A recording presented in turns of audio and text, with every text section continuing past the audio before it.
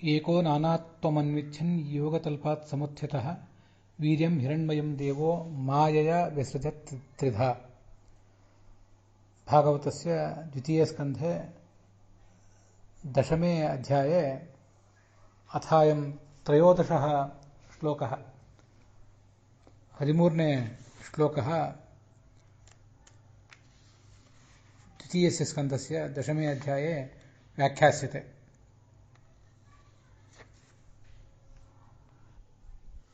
अयमेव नारायणः अनेकानि नियामकरूपाणि प्राप्तुमिच्छन् योगतल्पात् समुत्थितः हिरण्मयं ब्रह्माण्डं ब्रह्मशरीरं स्वेच्छया आध्यात्मिकादिरूपैः त्रिभिः ससर्ज। ಈ ನಾರಾಯಣ ಒಮ್ಮೆ ಅನೇಕ ರೂಪಗಳನ್ನು ತಾಳಬೇಕು ಅಂತ ಬಯಸಿದ.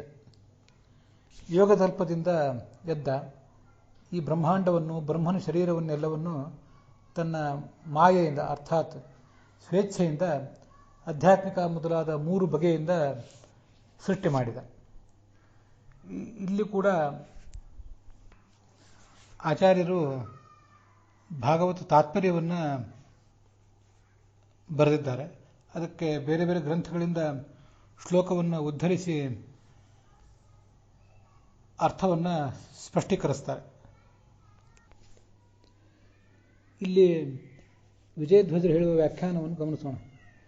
ಜಲದಲ್ಲಿ ಶೇಷ ಪರ್ಯಂಕದಲ್ಲಿ ಮಲಗಿರುವ ನಾರಾಯಣ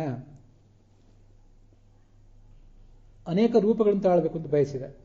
ಯಾವುವು ಅನೇಕ ರೂಪಗಳು ಅಂದರೆ,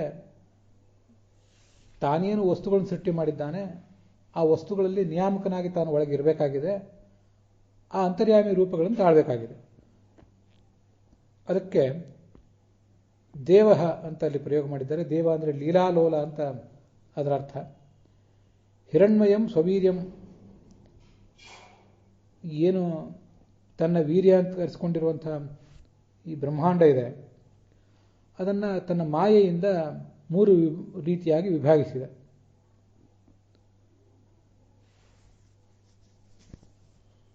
ಅದಲ್ಲದೆ ಈ ಚತುರ್ಮುಖ ಬ್ರಹ್ಮನನ್ನು ಕೂಡ 3 ರೀತಿಯಾಗಿ ವಿಭಾಗಿಸಿದ ಅಂತ ಅದರ ಅರ್ಥ ಹೇಳ್ತಾರೆ. ಶ್ಲೋಕದಲ್ಲಿ ಮಾಯಾ ಅಂತ ಶಬ್ದ ಇದೆ. ಮಾಯೆ ಅಂದರೆ ಕಣ್ಕಟ್ಟು ಅಂತ ಅರ್ಥ ಅಲ್ಲ. ಮಾಯೆ ಅಂದರೆ ತನ್ನ ಇಚ್ಛೆಯಿಂದ ಅಂತ ಹೀಗದರ ಅರ್ಥ. ಮಹಾಮಾಯೆ ತ್ಯವಿದ್ಯೇತಿ ನಿಯತಿರ್ ಮೋಹನೀತಿ ಚ ಪ್ರಕೃತಿರ ವಾಸನೇತ್ಯೇವಂ ತವೇಚ್ಛಾನಂತ ಕಥ್ಯತೆ ಅಂತ ಹೇಳಿ ಭಗವಂತನ ಇಚ್ಛೆಗೆ ಮಾಯಾ ಅಂತ ಹೆಸರು. ಆ ಇಚ್ಛೆಯಿಂದ ಎಲ್ಲ ಕೆಲಸಗಳನ್ನು ಮಾಡ್ತಿದ್ದಾನೆ ಅಂತ ಅದರ ತಾತ್ಪರ್ಯ. ಭಾಗವತ ತಾತ್ಪರ್ಯದಲ್ಲಿ ತತ್ತನ್ನಿಯಾಮಕತ್ವೇನ ಬಹುತ್ವಂ ಪ್ರಾಪ್ತುಂ ಈಶ್ವರಃ ಅಂಡಂ ಸ್ವವೀರ್ಯಂ ತತ್ಸ್ಥಸ್ಸನ್ ಕಾಮಾದಂತಹ ತ್ರಿಧಾ ವ್ಯಧಾತ್. ಅನೇಕ ರೂಪಗಳನ್ನು ತಾಳಬೇಕು ಅಂತ ಬಯಸಿದ. ಅವು ಹೇಗೆ ಅನೇಕ ರೂಪಗಳು ತಾಳುವುದು ಅಂದರೆ, ತತ್ತನ್ನಿಯಾಮಕತ್ವೇನ, ಜಗತ್ತಿನಲ್ಲಿ ಅದೆಷ್ಟೋ ಜೀವಗಳಿವೆ, ಎಷ್ಟೋ ಜಡಗಳಿವೆ, ಎಲ್ಲವನ್ನೂ ಕೂಡ ಒಳಗೆ ನಿಯಾಮಕನಾಗಿ ನಿಂತು ಭಗವಂತ ಅವುಗಳನ್ನು ಪ್ರೇರಿಸಬೇಕಾಗಿದೆ.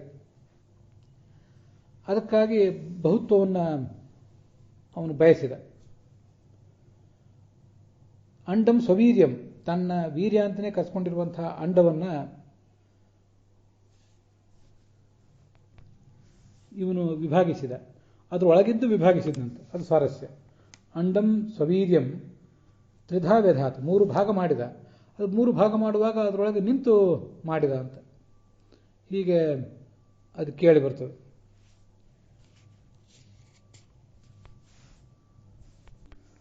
ಭಾಗವತ ಶ್ಲೋಕದಲ್ಲಿ ವೀರ್ಯಂ ಹಿರಣ್ಮಯಂ ಅಂತಿದೆಯಲ್ಲ, ಹಿರಣ್ಮಯವಾದ ವೀರ್ಯವನ್ನು ಅಂದರೆ ಬ್ರಹ್ಮಾಂಡವನ್ನು ಅಂತ ಒಂದರ್ಥ, ಚತುರ್ಮುಖ ಬ್ರಹ್ಮನ ದೇಹವನ್ನು ಅಂತ ಮತ್ತೊಂದರ್ಥ.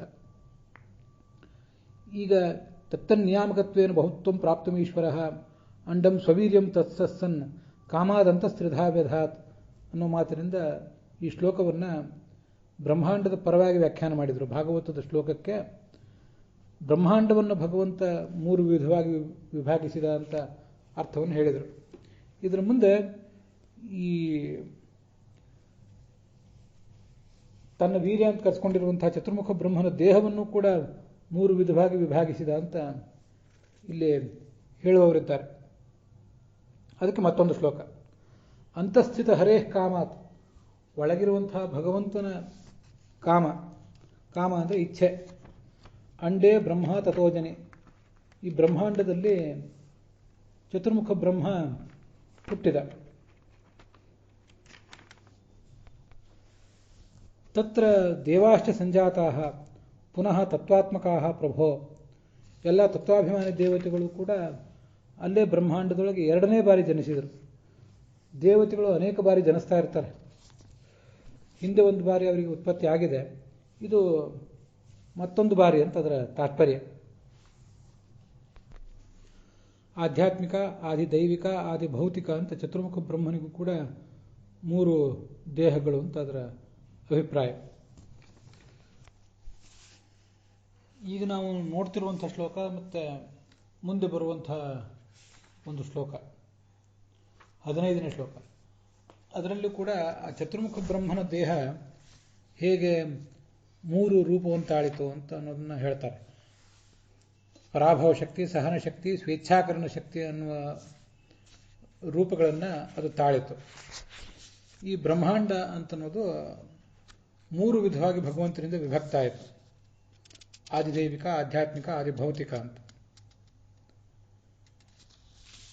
ಈ 14ನೇ ಶ್ಲೋಕದಲ್ಲಿ ಹೀಗೆ ವ್ಯಾಖ್ಯಾನ ಮಾಡಿದ್ದಾರೆ ಯಾದವಾರ್ಯರು ಮತ್ತೆ ವಿಜಯಧ್ವಜರು.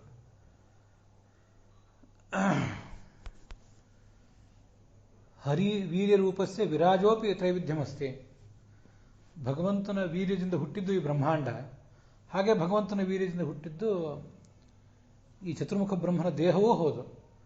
ಮೊದಲನೇದ್ದು 3 ರೀತಿಯಾದ ಬ್ರಹ್ಮಾಂಡವು ಆದಿದೈವಿಕ, ಆಧ್ಯಾತ್ಮಿಕ, ಆದಿಭೌತಿಕ ಅಂತ 3 ಥರದ್ದು. ಅದನ್ನು 14ನೇ ಶ್ಲೋಕದಲ್ಲಿ ಆರಂಭದಲ್ಲಿ ಹೇಳಿದ್ದಾರೆ. ಮತ್ತೆ ಈ ಚತುರ್ಮುಖ ಬ್ರಹ್ಮನ ದೇಹವೂ ಕೂಡ ಹರೇಹ ವೀರ್ಯಂ ವಿರಾಣ್ಣಾಮ ಬ್ರಹ್ಮಾತ್ಮಕಂ ಜಾತಂ ತ್ರಿಧಾ ಭಿದ್ಯತೆ, ಅದನ್ನು ಮುಂದಿನ ಶ್ಲೋಕದಲ್ಲಿ ಹೇಳ್ತಾರೆ, ಅಂತಃಶರೀರೇ ಆಕಾಶ ಅಂತ. ಈ 14ನೇ ಶ್ಲೋಕದಲ್ಲಿ ಪೂರ್ವಾರ್ಧ ಏನಿದೆ ಅದು ಬ್ರಹ್ಮಾಂಡಕ್ಕೆ ಸಂಬಂಧಪಟ್ಟದ್ದು. ತತ್ ಪೌರುಷಂ ವೀರ್ಯಂ, ಪುರುಷ ಶಬ್ದವಾಚ್ಯನಾದ ಭಗವಂತನ ವೀರ್ಯ ಅನ್ನೋದು 3 ರೀತಿಯಾಗಿ ವಿಭಾಗ ಹೊಂದಿತ್ತು. ಅದನ್ನು ಹೇಳ್ತೀವಿ ಇನ್ನು ಮುಂದೆ, ಅದನ್ನು ಕೇಳು. ಎಲ್ಲಿ ಹೇಳ್ತೀವಿ ಅಂದರೆ ಮುಂದಿನ 15ನೇ ಶ್ಲೋಕದಲ್ಲಿ ಅದನ್ನು ಹೇಳ್ತೀವಿ ಅಂತ ಅದರ ತಾತ್ಪರ್ಯ. ಈ ಶ್ಲೋಕಗಳಿಗೆ ಬೇರೆ ಬೇರೆ ವ್ಯಾಖ್ಯಾನಗಳಿವೆ. ವಲ್ಲಭ ವ್ಯಾಖ್ಯಾನದಲ್ಲಿ ಹೇಗೆ ಹೇಳ್ತಾರೆ, ಮಾಯಾ ಅಂದರೆ ಭಾರ್ಯ, ಅವಳ ಸನ್ನಿಧಾನದಲ್ಲಿ 3 ರೂಪವನ್ನು ತಾಳಬೇಕು, ಅವಳನ್ನು ತನ್ನ ಸಮೀಪದಲ್ಲಿ ಇಟ್ಕೊಂಡು 3 ರೂಪ ತಾಳಬೇಕು ಅಂತ ಬಯಸಿದ. ಸಚ್ಚಿದಾನಂದ ರೂಪವಾದ ವೀರ್ಯವನ್ನು ಸದ್ರೂಪ, ಚಿದ್ರೂಪ, ಆನಂದ ರೂಪ ಅಂತ 3 ವಿಧವಾಗಿ ವಿಭಾಗ ಮಾಡಿದ. ಅಲ್ಲಿ ಅಧಿಭೂತ ರೂಪ ಏನಿದೆ ಅದೇ ಸದ್ರೂಪ, ಮತ್ತೆ ಅಧ್ಯಾತ್ಮವೇ ಚಿದ್ರೂಪ, ಅಧಿದೈವವೇ ಆನಂದ ರೂಪ ಅಂತ ಹೀಗೆ ವರ್ಣನೆ ಮಾಡ್ತಾರೆ. ವಾಸುದೇವಸ್ಯ ಮಾಯಾರೂಪಾಯ ಭಾರ್ಯ ತಯಾ ಹೇತುಭೂತಯ, ಆ ಹೆಂಡತಿಯನ್ನು ತನ್ನ ಸಮೀಪದಲ್ಲಿ ಇಟ್ಕೊಂಡು ತಸ್ಯಾ ಸನ್ನಿಧಿ ಮಾತ್ರೇಣ ಇವ ಸ್ವಸ್ಮಿನ್ನೇವ ವಿದ್ಯಮಾನಂ ಬೀಜಾತ್ಮಕಂ ವೀರ್ಯಂ ಸಚ್ಚಿದಾನಂದ ರೂಪಂ ತ್ರಿಧಾ ಸದ್ರೂಪ ಚಿದ್ರೂಪ ಆನಂದರೂಪೇಣ ಭೇದೇನ ತ್ರಿಧಾ ಅಸೃಜತ್ ಅಂತ ಅಲ್ಲಿರುವ ವ್ಯಾಖ್ಯಾನ. ಅಲ್ಲಿ ಈ ಸದ್ರೂಪ, ಚಿದ್ರೂಪ, ಆನಂದರೂಪ ಅಂತ 3 ವಿಧವಾಗಿ ವಿಭಾಗ ಮಾಡಿದ ಅನ್ನೋದೊಂದು ಪ್ರಮಾಣರಹಿತ, ಆದ್ದರಿಂದ ಅದನ್ನು ನಮ್ಗೆ ಒಪ್ಲಿಕ್ಕೆ ಬರೋದಿಲ್ಲ. ಆದರೆ ಭಗವಂತನ ವೀರ್ಯ ಅನ್ನೋದು ಸಚ್ಚಿದಾನಂದ ರೂಪ ಅಂತ ಅವ್ರೇನು ಹೇಳಿದ್ದಾರೆ, ಅದೊಂದು ವಿಷಯ ಒಂದು ಮಟ್ಟಿಗೆ ಸ್ವೀಕಾರಕ್ಕೆ ಯೋಗ್ಯ. ಇಲ್ಲಿ ಏನು ನಾವು ತಿಳಿಬೇಕಾದದ್ದಿದೆ ಅಂದರೆ, ಭಗವಂತ ತನ್ನ ವೀರ್ಯದಿಂದ ಬ್ರಹ್ಮಾಂಡವನ್ನು ಸೃಷ್ಟಿ ಮಾಡಿದ, ವೀರ್ಯದಿಂದ ಚತುರ್ಮುಖ ಬ್ರಹ್ಮನನ್ನು ಸೃಷ್ಟಿ ಮಾಡಿದ ಅಂತ ಬಂತಲ್ಲ, ನಮಗೆ ಎಲ್ರಿಗೂ ಗೊತ್ತಿದ್ದೇ ಇದೆ. ಈ ಬ್ರಹ್ಮಾಂಡ ಅನ್ನುವುದು ಭೌತಿಕವಾದದ್ದು, ಪ್ರಾಕೃತವಾದದ್ದು, ಪ್ರಕೃತಿಯಿಂದ ನಿರ್ಮಿತವಾದದ್ದು. ಚತುರ್ಮುಖ ಬ್ರಹ್ಮನ ದೇಹವೂ ಕೂಡ ಪ್ರಕೃತಿಯಿಂದ ನಿರ್ಮಿತವಾದದ್ದೇ, ಅದೇನು ಜ್ಞಾನಾನಂದಾತ್ಮಕವಾದ್ದಲ್ಲ. ಲಕ್ಷ್ಮೀ ಮತ್ತು ನಾರಾಯಣ ಇವರಿಬ್ಬರನ್ನು ಹೊರತುಪಡಿಸಿದರೆ ಈ ಜಗತ್ತಿನಲ್ಲಿರುವವರಿಗೆ ಪ್ರತಿಯೊಬ್ಬರಿಗೂ ಕೂಡ ಲಿಂಗದೇಹ, ಅನಿರುದ್ಧ ದೇಹ ಮತ್ತು ಭೌತ ದೇಹ, ಇವಿಷ್ಟು ದೇಹಗಳು ಬಂದೇ ಇರ್ತವೆ. ಈ ಚತುರ್ಮುಖ ಬ್ರಹ್ಮನಿಗೂ ಬಂದಿರುವಂಥ ಭೌತ ದೇಹ ಏನಿದೆ ಅದು ಸತ್ವವನ್ನೇ ಬಹಳ ಒಳಗೊಂಡಿರುವಂಥದ್ದು. ರಜಸ್ಸು ತಮಸ್ಸು ಅಲ್ಲಿ ಬಹಳ ಅಲ್ಪ ಇದೆ. ಆದ್ದರಿಂದ ಭೌತ ದೇಹ ಒಂದು ಪ್ರಾಕೃತವೇ, ಅನಿರುದ್ಧ ದೇಹವೂ ಪ್ರಾಕೃತವೇ, ಲಿಂಗ ದೇಹವೂ ಪ್ರಾಕೃತವೇ. ಸ್ವರೂಪ ದೇಹ ಪರಮಾತ್ಮಂದು, ಲಕ್ಷ್ಮೀದು, ಚತುರ್ಮುಖ ಬ್ರಹ್ಮಂದು, ಉಳಿದವರೆಲ್ಲರದು ಅಪ್ರಾಕೃತವೇ. ಈಗ ಪರಮಾತ್ಮನ ವೀರ್ಯದಿಂದ ಈ ಬ್ರಹ್ಮಾಂಡ ಹುಟ್ಟಿತು, ಬ್ರಹ್ಮ ಹುಟ್ಟಿದ ಅಂತ ಹೀಗೆ ಹೇಳಿದಾಗ ಚತುರ್ಮುಖ ಬ್ರಹ್ಮನ ಭೌತ ದೇಹ ಹುಟ್ಟಿತು, ಹಾಗೇನೆ ಬ್ರಹ್ಮಾಂಡ ಹುಟ್ಟಿತು, ಅದು ಕೂಡ ಪರಮಾತ್ಮನ ವೀರ್ಯದಿಂದ ಹುಟ್ಟಿತು ಅಂತ ಅರ್ಥ. ಇಲ್ಲಿ ಹಿಂದೆ ಅನೇಕ ಸರಿ ನೋಡಿದ್ದೀವಿ ನಾವು, ಮತ್ತೆ ಅದನ್ನು ಸ್ವಲ್ಪ ಗಮನಿಸಬೇಕಷ್ಟೆ. ಒಬ್ಬ ತಂದೆಯ ವೀರ್ಯದಿಂದ ಮಗ ಹುಟ್ಟುತ್ತಾನೆ ಅಂದರೆ ತಂದೆಯ ಶರೀರದಲ್ಲಿ ಒಬ್ಬ ಜೀವ ಇದ್ದಾನೆ, ಅವನು ತಂದೆ ಅಂತ ಕರೆಸ್ಕೋತಾನೆ. ಮಗನ ಶರೀರದಲ್ಲಿಯೂ ಕೂಡ ಮತ್ತೊಬ್ಬ ಜೀವ ಇದ್ದಾನೆ, ಅವನನ್ನು ಮಗ ಅಂತ ಕರೀತಾರೆ. ವಸ್ತುತಃ ಮಗ ಹುಟ್ಟುವುದು ಯಾರಿಂದ ಮತ್ತೆ ಹುಟ್ಟುವುದು ಯಾರು ಅನ್ನೋದನ್ನು ಸ್ವಲ್ಪ ನಾವು ಗಮನಿಸಿದರೆ, ತಂದೆಯ ದೇಹದಿಂದ ಮಗನ ದೇಹ ಹುಟ್ಟುವುದು. ತಂದೆ ಒಬ್ಬ ಜೀವ, ಆ ಜೀವನಿಂದ ಇನ್ನೊಂದು ಜೀವ ಹುಟ್ಟುವುದೇನಲ್ಲ, ಜೀವಕ್ಕೆ ಹುಟ್ಟಿಲ್ಲವೇ ಇಲ್ಲ. ಇರುವುದು ಹುಟ್ಟು ಶರೀರಕ್ಕೆ ಮಾತ್ರ. ಅದು ಪ್ರಾಕೃತ. ಅಂದಮೇಲೆ ಅದಕ್ಕೆ ಮೆಟೀರಿಯಲ್ ಕಾಸ್ ಅಥವಾ ಉಪಾದಾನ ಕಾರಣ ಏನಿದೆ ಅದು ಕೂಡ ಪ್ರಾಕೃತವಾದ್ದೇ. ತಂದೆ ವೀರ್ಯದಿಂದ ಹೊರಬರುವ, ಬಂದು ತಾಯಿ ದೇಹವನ್ನು ಸೇರುವ ಆ ವೀರ್ಯ ಅನ್ನೋದೇನಿದೆ ಅದು ಪ್ರಾಕೃತವಾದದ್ದೇ. ತಾಯಿಯ ದೇಹದ ಒಂದು ಅಂಶ ಅದು ಪ್ರಾಕೃತವೇ. ತಂದೆಯ ದೇಹದ ಒಂದು ಅಂಶ, ತಾಯಿಯ ದೇಹದ ಒಂದು ಅಂಶ, ಇವೆರಡರ ಮೇಲಣದಿಂದ ಹುಟ್ಟುವಂಥ ಮಗುವಿನ ದೇಹವೂ ಪ್ರಾಕೃತವೇ. ಆದ್ದರಿಂದ ತಂದೆಯ ಮೂಲ ಜೀವದಿಂದ, ತಾಯಿಯ ಮೂಲ ಜೀವದಿಂದ ಮಗುವಿನ ಜೀವ ಏನು ಹುಟ್ಟೋದಿಲ್ಲ. ಜೀವಕ್ಕೆ ಹುಟ್ಟಿಲ್ಲ, ಇರುವುದು ಶರೀರಕ್ಕೆ ಹುಟ್ಟು. ಶರೀರದ ಮೂಲಕ ಜೀವ ವ್ಯಕ್ತ ಆಗ್ತದಷ್ಟೆ. ಭಗವಂತ ಆ ಥರ ಜಡವಾದ ಶರೀರವನ್ನೇ ಹಿಂದೆಂದೂ ತಾಳಿಲ್ಲ, ಮುಂದೂ ತಾಳೋದಿಲ್ಲ. ರಾಮಕೃಷ್ಣಾದಿ ಅವತಾರಗಳಲ್ಲೂ ಕೂಡ ಅವನಿಗೆ ಜಡವಾದ ಶರೀರ ಇಲ್ಲೇ ಇಲ್ಲ. ಆದ್ದರಿಂದ ಅವನ ಜಡವಾದ ವೀರ್ಯದಿಂದ ಪ್ರದ್ಯುಮ್ನಾದಿಗಳೂ ಹುಟ್ಟಿಲ್ಲ, ಲವಕುಶಾದಿಗಳೂ ಹುಟ್ಟಿಲ್ಲ. ಈ ಬ್ರಹ್ಮಾಂಡವೂ ಕೂಡ ಅವನು ಭಗವಂತನ ಜಡವಾದ ದೇಹದಿಂದ ಹೊರಗೆ ಬಂದ ವೀರ್ಯದಿಂದ ಹುಟ್ಟಿದ್ದಲ್ಲ, ಚತುರ್ಮುಖ ಬ್ರಹ್ಮನ ದೇಹವೂ ಹುಟ್ಟಿದ್ದಲ್ಲ. ಪರಮಾತ್ಮನಿಗೆ ಜಡವಾದ ದೇಹವೇ ಇಲ್ಲ ಅಂದಮೇಲೆ ಆ ಜಡವಾದ ದೇಹದಿಂದ ಹೊರಗೆ ಬರುವಂಥ ಜಡವಾದ ವೀರ್ಯದ ಒಂದು ಪ್ರಶ್ನವೂ ಕೂಡ ಅಲ್ಲಿಲ್ಲ. ಇನ್ನು ಸ್ವರೂಪ ದೇಹದಲ್ಲಿ ಹೊರಗೆ ಬರುವಂಥ ವೀರ್ಯ ಅನ್ನೋದು ಇಲ್ಲವೇ ಇಲ್ಲ. ಸ್ವರೂಪ ದೇಹಕ್ಕೆ ಎಲ್ಲ 5 ಜ್ಞಾನೇಂದ್ರಿಯ, 5 ಕರ್ಮೇಂದ್ರಿಯ ಎಲ್ಲ ಇವೆ, ಉಪಸ್ಥೇಂದ್ರಿಯವೂ ಇದೆ. ಆದರೆ ಈ ಜಗತ್ತಿನಲ್ಲಿ, ಸಮಸ್ತ ಪ್ರಪಂಚದಲ್ಲಿ ಪರಮಾತ್ಮನಿಂದ ಹಿಡಿದು ಯಾವ ಜೀವನದೂ ಕೂಡ ಸ್ವರೂಪ ದೇಹ ಅನ್ನುವುದು ಇನ್ನೊಂದಕ್ಕೆ ಉಪಾದಾನ ಕಾರಣ ಆಗೋದಿಲ್ಲ, ಮೆಟೀರಿಯಲ್ ಕಾಸ್ ಆಗೋದಿಲ್ಲ.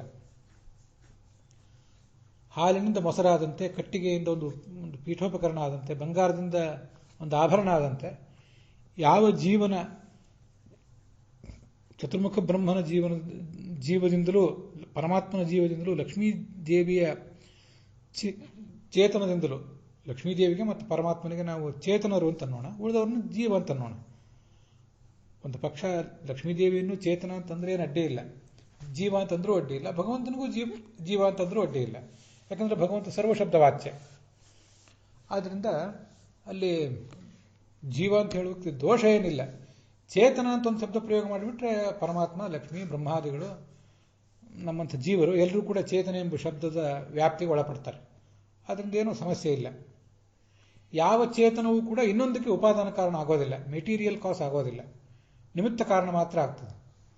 ಆದ್ದರಿಂದ ಇಲ್ಲಿ ಪರಮಾತ್ಮನ ವೀರ್ಯ ಅಂತದ್ದು ಯಾವ ಬಗೆಯದು ಅಂತ ಒಂದು ಪ್ರಶ್ನೆ ಬರ್ತದೆ. ಜಡದೇಹ ಅಂತೂ ಇಲ್ಲ, ನಮಗೊಂದು ಜಡದೇಹ ಇದೆ, ಅದರಿಂದೊಂದು ವೀರ್ಯ ಹೊರಬಂದಿತ್ತು, ಅದು ಸ್ತ್ರೀಯ ಅಂಡಾಣುವಿನ ಜೊತೆಗೂಡಿ ಒಂದು ಮತ್ತೊಂದು ಸಂತಾನಕ್ಕೆ ಕಾರಣ ಆಗ್ತದೆ.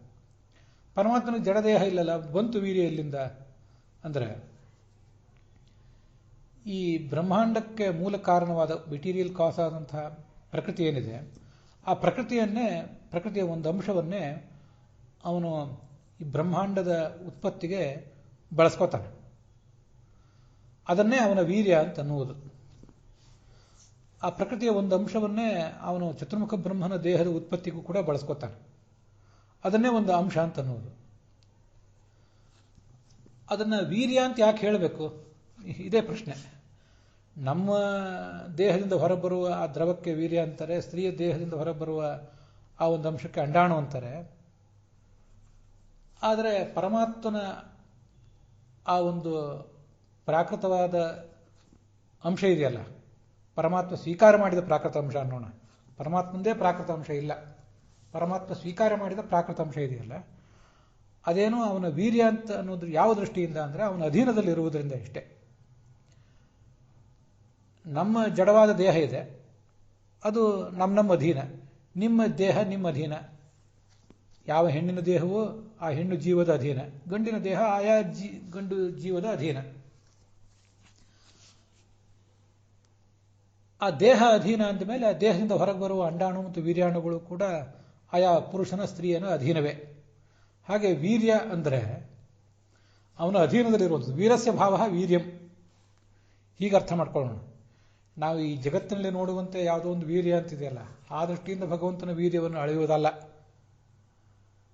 ವೀರನಾದ ಭಗವಂತನ ಒಂದು ಶಕ್ತಿ ಇದು. ಜಡವಾದ ಅಂಶ ಅವನೇ ತಗೊಂಡಿದ್ದಾನೆ, ತನ್ನ ಕೈಯಲ್ಲಿ ತಗೊಂಡಿದ್ದಾನೆ. ಜಡವಾದ ದೇಹವನ್ನು ತಗೊಂಡಿಲ್ಲ ಅವನು, ಆದರೆ ಜಡವಾದ ಪ್ರಕೃತಿಯ ಒಂದು ಅಂಶವನ್ನು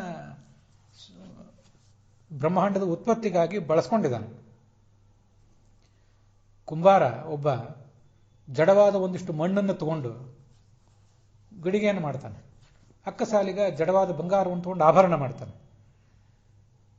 ಕುಂಬಾರ ತನ್ನ ಮೈಯ ಒಂದು ಅಂಶವನ್ನೇ ತಗೊಂಡೇನು ಗಡಿಗೆ ಮಾಡ್ತಿಲ್ಲ. ಮೈಯಲ್ಲಿರುವ ಮಣ್ಣನ್ನು ತೆಗೆದು ಅಥವಾ ಮೈಯಲ್ಲಿರುವ ವೀರ್ಯವನ್ನು ತೆಗೆದು ಅವನೇನು ಗಡಿಗೆಯನ್ನು ಮಾಡ್ತಿಲ್ಲ. ಕುಂಬಾರ ತನ್ನ ದೇಹದ ಒಂದು ಅಂಶವನ್ನು ತೆಗೆದುಕೊಂಡು ಮಾಡಿದ್ದು ತನ್ನ ಮಕ್ಕಳನ್ನು ಮಾತ್ರ. ಕುಂಬಾರನಾಗಲಿ ಕುಂಬಾರ್ತಿ ಆಗಲಿ ಮತ್ತಾರೇ ಆಗಲಿ ಇಂಥವರು ಕುಶಲಕರ್ಮಿಗಳು ಮಾಡುವುದೆಲ್ಲವೂ ತಮ್ಮ ಚೇತನಕ್ಕಿಂತಲೂ ಭಿನ್ನವಾದ, ತಮ್ಮ ಭೌತ ದೇಹಕ್ಕಿಂತಲೂ ಭಿನ್ನವಾದ ಮತ್ತೊಂದು ಮೆಟೀರಿಯಲ್ ಕಾಸನ್ನೇ, ಉಪಾದಾನ ಕಾರಣವನ್ನೇ ತಗೊಳ್ಳೋದವರು. ಮಣ್ಣು ಎಲ್ಲಿಂದನೋ ತಂದ, ಕೊಂಡು ತಂದನೋ ಹಾಗೆ ತಂದನೋ ಅಂತೂ ಅವನ ಅಧೀನ ಆಯ್ತದ. ಆ ಮಣ್ಣಿನಿಂದ ಗಡಿಗೆ ಸೃಷ್ಟಿ ಮಾಡಿದ. ಕಬ್ಬಿಣದ ಮೆಟೀರಿಯಲ್ ಎಲ್ಲಿಂದನೋ ತಂದ, ಅದು ಅವನ ಅಧೀನ ಆಯಿತು. ಅದನ್ನು ತಗೊಂಡು ಕಬ್ಬಿಣದ ವಸ್ತು ಸೃಷ್ಟಿಸಿದ ಕಮ್ಮಾರ. ಅಕ್ಕಸಾಲಿಗನು ಹಾಗೆ ಮಾಡಿದ. ಕಟ್ಟಿಗೆಯನ್ನು, ಮರದ ಕೊರಡನ್ನು ಕಾಡಿನಿಂದ ತಂದ ಬಡಿಗರವನು. ಅವನ ಸ್ವರೂಪದ, ಅವನ ಆ ಭೌತ ದೇಹಕ್ಕೂ, ತಂದೆ ತಾಯಿಂದರಿಂದ ಬಂದ ದೇಹವನ್ನು ಭೌತ ದೇಹ ಅಂತ ಅಂತಿರ್ತೇನೆ ನಾನು. ಆ ಭೌತ ದೇಹಕ್ಕೂ ಆ ಕಟ್ಟಿಗೆಗೂ ಏನೂ ಸಂಬಂಧ ಇಲ್ಲ. ಕಟ್ಟಿಗೆ ಬೆಳೆದದ್ದು ಕಾಡಿನಲ್ಲಿ, ಭೌತ ದೇಹ ಬೆಳೆದದ್ದು ನಾಡಿನಲ್ಲಿ, ತಂದೆ ತಾಯಿಂದರ ಆರೈಕೆಯಲ್ಲಿ. ಇವನು ಅದನ್ನು ತಂದ, ತನ್ನ ಶಕ್ತಿಯಿಂದ ತಂದ, ದುಡ್ಡು ಕೊಟ್ಟು ತಂದ, ಹೇಗೋ ತಂದು ಅದರಿಂದ ಒಂದು ವಸ್ತುವನ್ನು ಸೃಷ್ಟಿಸಿದ. ಹೀಗೆ ಒಬ್ಬ ಕಮ್ಮಾರನಂತೆ, ಕುಂಬಾರನಂತೆ, ಅಕ್ಕಸಾಲಿಗನಂತೆ, ಬಡಿಗರವನಂತೆ ಭಗವಂತ ತನ್ನ ಸ್ವರೂಪ ದೇಹದಿಂದಲೂ ಪೂರ್ಣ ಭಿನ್ನವೇ ಆದ ಪ್ರಕೃತಿಯ ಒಂದು ಅಂಶವನ್ನು ತಗೊಂಡು ಬ್ರಹ್ಮಾಂಡವನ್ನು ಸೃಷ್ಟಿ ಮಾಡಿದ. ಪ್ರಕೃತಿಯದೇ ಅಂಶದಿಂದ ಚತುರ್ಮುಖ ಬ್ರಹ್ಮನ ದೇಹವನ್ನು ಕೂಡ ಸೃಷ್ಟಿ ಮಾಡಿದ. ಇದು ಇರುವಂತಹ ಅಂಶ. ಅದಕ್ಕೆ ಅದನ್ನು ವೀರ್ಯ ಅನ್ನುವುದಷ್ಟೇ. ವಸ್ತುತಃ ಈ ಜಗತ್ತಿನಲ್ಲಿ ಕುಂಬಾರ ಮಣ್ಣಿನಿಂದ ಗಡಿಗೆ ಸೃಷ್ಟಿ ಮಾಡಿದಾಗ ಮಣ್ಣನ್ನು ಯಾರು ವೀರ್ಯ ಅಂತ ಅನ್ನೋದಿಲ್ಲ. ಅದನ್ನು ಆದರೆ ಶಾಸ್ತ್ರ ಮಾತ್ರ ಅದನ್ನು ವೀರ್ಯ ಅಂತ ಅಂದಿದೆ. ಅಂದಿದ್ದು ಬೇರೆ ಅರ್ಥದಲ್ಲಿ ಅಂದಿದೆ. ನಾವು ಯಾವ ಅರ್ಥದಲ್ಲಿ ಅಂತ ತಿಳ್ಕೊಂಡಿದ್ದೇವೋ ಆ ಅರ್ಥವನ್ನು ಅಲ್ಲಿ ಕಾಣಬಾರದಷ್ಟೇ.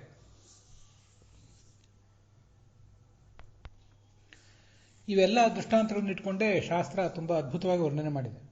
ನಮಃ ಕುಲಾಲೇಭ್ಯ ಕರ್ಮಾರೇಭ್ಯಶ್ಚವೋ ನಮೋ ನಮಃ ಅಂತ. ಇದಕ್ಕೆಲ್ಲ ಬೆಲೆ ಕಟ್ಟುವುದೇ ಸಾಧ್ಯ ಇಲ್ಲ. ತೈತ್ರಿಯ ಸಂಹಿತೆಯ ಕೃಷ್ಣ ಯಜುರ್ವೇದದ ಆ ರುದ್ರಾಧ್ಯಾಯದಲ್ಲಿ ಬಹುವಚನವನ್ನು ಪ್ರಯೋಗ ಮಾಡಿದ್ದಾರೆ. ಅದೇನು ಸಣ್ಣ ಮಾತಲ್ಲ. ನಮಃ ಕುಲಾಲೇಭ್ಯ ಕರ್ಮಾರೇಭ್ಯ ಅಂತ. ಭಗವಂತ ಕುಂಬಾರನಂತೆ ಇರುವ ತನ್ನ ರೂಪಗಳಿಂದ ಈ ಜಗತ್ತಿನಲ್ಲೆಲ್ಲ ಇದ್ದಾನೆ. ಕರ್ಮಾರೇಭ್ಯ, ಕರ್ಮಾರ ಅಂದರೆ ಕಮ್ಮಾರ. 4ನೇ ಅನುವಾಕದ ಆ ಮಂತ್ರದಲ್ಲಿ ಕುಲಾಲ ಕರ್ಮಾರ ಅಂತಿರುವುದಲ್ಲದೆ ತಕ್ಷಭ್ಯ ರಥಕಾರೇಭ್ಯ ಅಂತಿದೆ. ತಕ್ಷರು ಅಂದರೆ ಬಡಿಗನ ರೂಪಗಳು. ಬಹುವಚನ ಇದೆ. ಅನೇಕಾನೇಕ ಬಡಿಗರ ರೂಪಗಳನ್ನು ತಾಳಿದ್ದಾನೆ ಈ ಭಗವಂತ. ಅದೇ ಏಕೋ ನಾನಾತ್ವ ಮನ್ವಿಚ್ಛನ್. ಇಲ್ಲಿ ಅದನ್ನು ಹೊಂದಾಣಿಕೆ ಮಾಡ್ಕೊಂಡು ನೋಡಬೇಕು. ರಥಕಾರೇಭ್ಯ, ಬಡಿಗರಲ್ಲೇ ಬೇರೆ ಬೇರೆ ಕೆಲಸಗಳನ್ನು ಮಾಡೋರು ಇರ್ತಾರೆ. ಕೆಲವರು ಮನೆ ಮಠ ಮೊದಲಾದವುಗಳಲ್ಲಿ ಬೇಕಾದ ಮರ ಕೆಲಸ ಮಾಡುವವರು, ಕಟ್ಟಿಗೆ ರಥಗಳನ್ನು ಮಾಡುವವರು, ಬಂಡಿಗಳನ್ನು, ಎತ್ತಿನ ಬಂಡಿ ಮೊದಲಾದನ್ನು ಮಾಡುವವರು ಕೆಲವರು. ಹಾಗಾಗಿ ರಥಕಾರೇಭ್ಯ ಅಂತ. ರಥಕಾರ ಅನ್ನೋ ಶಬ್ದವೇ ನಮಗಿಲ್ಲಿ ಬೇಕಾದದ್ದು. ರಥ ಅಂದರೆ ಅಥ ದೇಹ ರಥ, ದೇಹ ಅನ್ನುವುದೇ ಒಂದು ರಥ. ಚತುರ್ಮುಖ ಬ್ರಹ್ಮನ ದೇಹವೂ ಒಂದು ರಥ. ಹಿಂದೆ ಅದೆಷ್ಟೋ ಚತುರ್ಮುಖ ಬ್ರಹ್ಮರ ದೇಹಗಳನ್ನು ಸೃಷ್ಟಿ ಮಾಡಿದ್ದಾನೆ, ಇಂದೂ ಮಾಡಿದ್ದಾನೆ, ಮುಂದೂ ಮಾಡುವವನಿದ್ದಾನೆ. ಚತುರ್ಮುಖ ಬ್ರಹ್ಮ, ಅನೇಕಾನೇಕ ಚತುರ್ಮುಖ ಬ್ರಹ್ಮರ, ಅನೇಕಾನೇಕ ವಾಯುಗಳ, ಅನೇಕಾನೇಕ ನಮ್ಮಂತಹ ಸಾಮಾನ್ಯರ ರಥಗಳನ್ನು ಕೂಡ ಅವನೇ ಸೃಷ್ಟಿ ಮಾಡಿದ್ದಾನೆ. ಅದಕ್ಕೆ ನಮ್ಮ ರಥಕಾರೇಭ್ಯ ನಮಃ ಅಂತ ಹೇಳೋದು. ಹಿಂದೆ ರುದ್ರಾಧ್ಯಾಯ ಓದಿದಾಗ, ಅನುವಾದಿಸಿದಾಗ ಇಷ್ಟೆಲ್ಲ ಅರ್ಥಗಳ ವ್ಯಾಪ್ತಿ ಗೊತ್ತಾಗಿರಲಿಲ್ಲ. ಬಡಗಿಗಳಲ್ಲಿ ಭಗವಂತನ ರೂಪ ಇದೆ, ರಥವನ್ನು ಮಾಡುವ ಬಡಿಗರಲ್ಲಿ ನಿನ್ನ ರೂಪ ಇದೆ, ಅದಕ್ಕೆ ನಮಸ್ಕಾರ ಅಂತ ಅಷ್ಟೇ ಅನ್ಕೊಂಡಿದ್ವಿ. ಈಗ ಅರ್ಥ ಬೇರೆ ಇದೆ. ನಮಃ ಕುಲಾರೇಭ್ಯ ಕರ್ಮಾರೇಭ್ಯ.